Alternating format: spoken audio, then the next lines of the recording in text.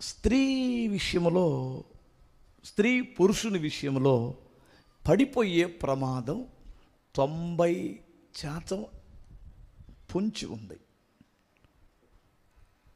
ఓ 10% పక్కన పెడదాం, ఖచ్చితంగా పొంచి ఉంది. అవునా కాదా చెప్పాలి మీరే. ఏ వయసులో ఉన్నటువంటి వాడైనా వారు ఆఫీస్కి వెళ్ళనివ్వండి, ఉద్యోగానికి వెళ్ళనివ్వండి, వ్యాపారానికి వెళ్ళనివ్వండి, కూలి పనికి వెళ్ళనివ్వండి, అక్కడ మీకు ప్రతి క్షణం పోరాటం పోరాటం పోరాటం ఉందా లేదా? అబ్బాయి చెప్పు సరే.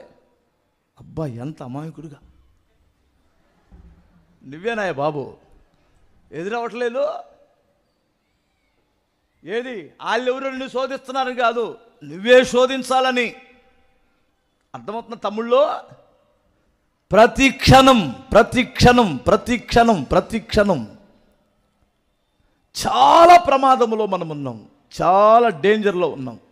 ఎందుకంటే ఇప్పుడు చాలా ప్రమాదంలో సమాజం నడుస్తుంది. ఈ పాపం విషయంలో వారు సెల్ ఫోన్ ద్వారా, మెసేజ్ల ద్వారా, వాట్సాప్ ద్వారా, ఏమండి ఈ మధ్య టిక్ టాక్లు తగ్గినట్టుందమ్మా, తగ్గినాయా?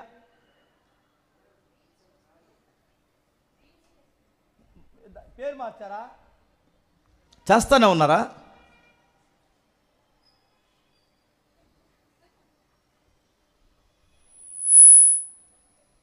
ఇక్కడ నిన్ను చూడకుండా ఉండలేను నేను అంటే ఇక్కడెక్కడో పాడిద్ది సైతాంది. వాడు దీనికి ఆధారణ పెట్టి నువ్వు లేకుండా నేను ఉండలేను అంటాడు వాడు. ఇప్పుడు మధ్యలో ఈ లాయన్ చూసి ఏం కావాలా? వాడు ఉండాలా పోవాలా?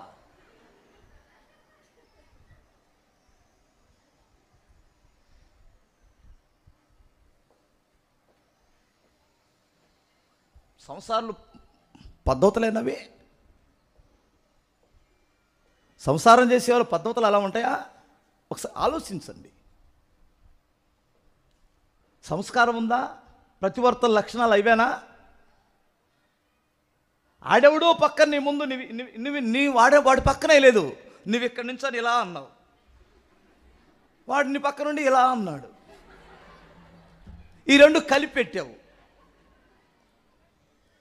మీ ఆయన ఆ విషయాన్ని చూసి వాళ్ళ ఫ్రెండ్స్ చూసి హెరో మీ ఆవిడేంటి వాడు పక్కన డ్యాన్స్ చేస్తుంది చేతగానే ఏదో అండి.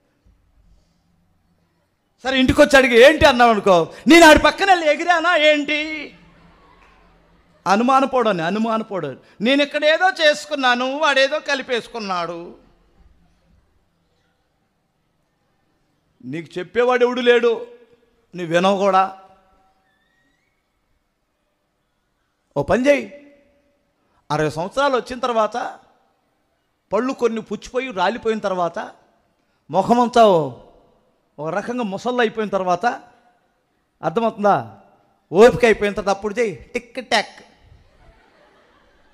నీ మొహం మీద ఉమ్మేస్తారు. అప్పుడు ఆడ మనిషి తన అందాన్ని ఎంతగా రహస్యంగా కాపాడుకుంటుందో, ఆ అందాన్ని తన భర్తకు మాత్రమే సొంతం చేస్తుందో వారిని ప్రతివర్తలు అంటారు.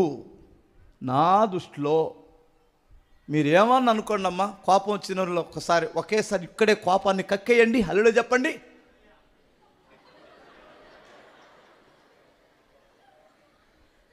ఏమో వాళ్ళని చెప్పండి, నువ్వు చెబుతావేంటి? కోపం దగ్గరగా స్తోత్రం చెప్పాలి. హల్లెలూయా.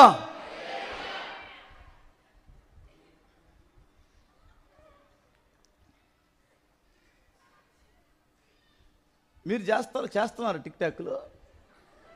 ఏందమ్మా దాని పేరేంటి? కొత్త పేరు మాస్క్ తీసి చెప్పా.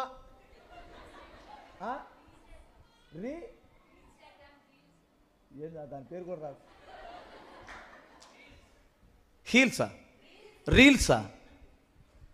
రీల్స్ ఉందనా? ఎవరు లేరు కదా, మన పిల్లలు ఎవరు లేరు కదా. హల్లెలూయా. ఓకే,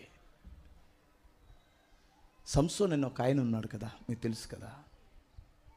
ఫిలిష్తీయులు తనను పట్టుకోవాలని చాలా ప్రయత్నం చేస్తే చాటు నుండి చూస్తుంటే సింహం ఎదురొచ్చింది, బలమైన సింహం. ఊరికి సింపుల్గా అలా పట్టుకొని చీల్చి పడేశాడు. వామ్మో, ఈడు మామూలుడు కాదే, ఈయన ఒక్కడెదుర్కోవడం కష్టం అనుకొని ఫిలిష్తీయులు భయపడ్డారు. తర్వాత ఊళ్ళోకి వచ్చాడు, గాజాకు వచ్చాడు. గాజాకు వచ్చిన తర్వాత రే దొరికాడు దొరికాడు దొరికాడు, గమనేసేయండి గమనేసేయండి అని అందరు కత్తులు కట్టాలు తీసుకొని వెంటబడ్డారు. చూశాడు, కత్తులు కటారులు తీసుకొని వస్తున్నాడు. ఇది గవిని, గవినేసేసారు, పెద్ద గవిని తలిపేశారు, గేటు, పెద్ద గేటు.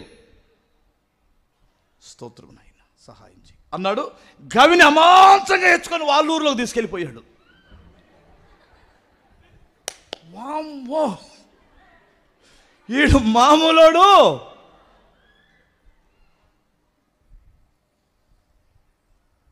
అరే ఆడి భార్య అక్కడ ఉందిరా, దాన్ని చంపేయండి.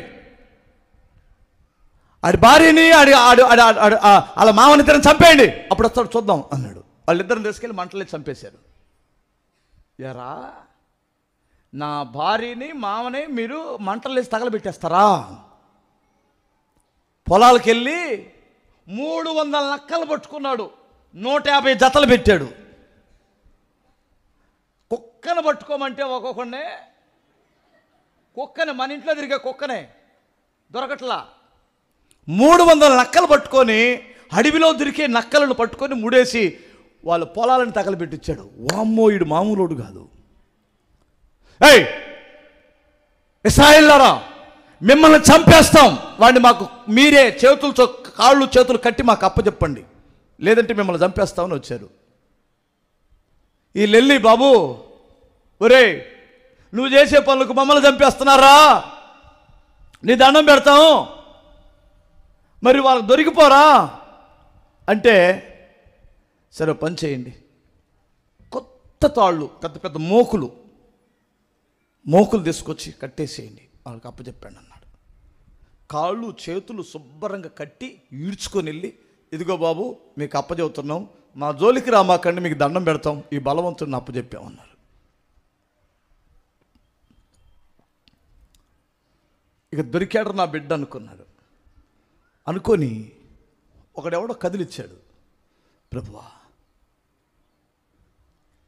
నన్ను ఎందుకు పుట్టించావు, ఆ పని నెరవేర్చండి అని ఒక్కసారి ఇలా అన్నాడు.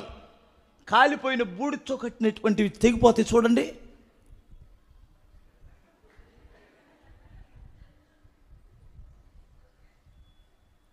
ఎరగదీసేశాడు. దగ్గర బండ సందులో ఉండి అలా వస్తున్నాడు. దొరికాడు రండి అన్నారు. 3-4 వేల మంది సైన్యం దిగిపోయింది అక్కడ. కొడితే గాడిద ఎముక తీసుకొని, బతుకుంటే బలుజాగా అమ్ముకొని బ్రతకొచ్చు, తిని బ్రతకొచ్చు అని పారిపోయిన తర్వాత చంపిన శవాలు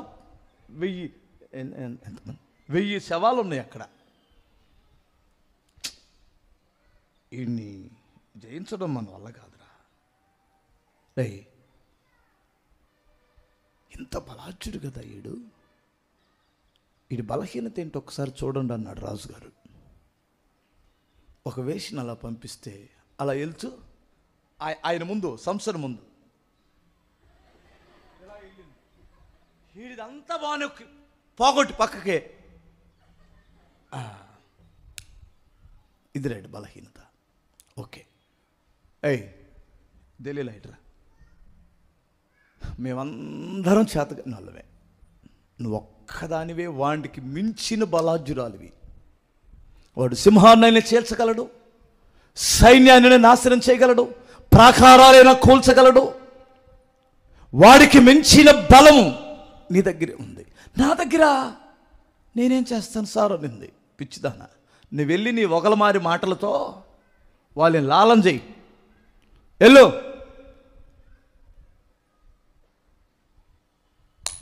దొరికిపోయాడు, తొడ మీద పడుకున్నాడు.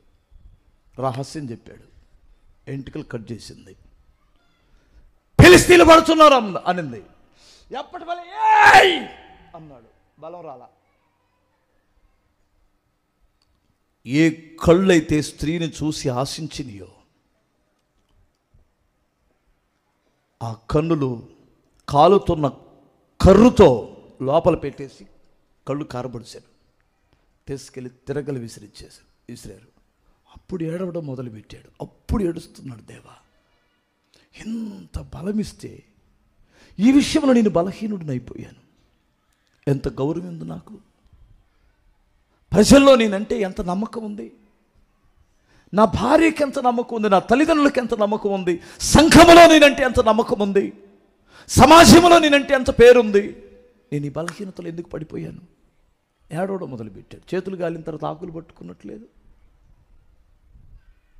నీ బలహీనత ఏమిటి? నీ బలహీనత ఏమిటి? ఇది పురుషులకు మాత్రమే కాదు, స్త్రీలకు కూడా సంబంధించిందే. నీ బలహీనత అదేనేమో, నీ బలహీనత అదేనేమో, నీ చూపులో ఉన్న బలహీనత అదేనేమో. ఒకసారి మీరు ఆలోచించండి. మనం ఎవరైనా పడిపోతే వారి గురించి మాట్లాడుకుంటున్నాం, వారు పడిపోయారు, ఆడు అలా తిరిగాడు, ఇలా తిరిగాడు, ఆ అమ్మాయి ఎలా చెడిపోయిందని. ఆల్రెడీ నీకు కూడా అదే మనసు ఉంది.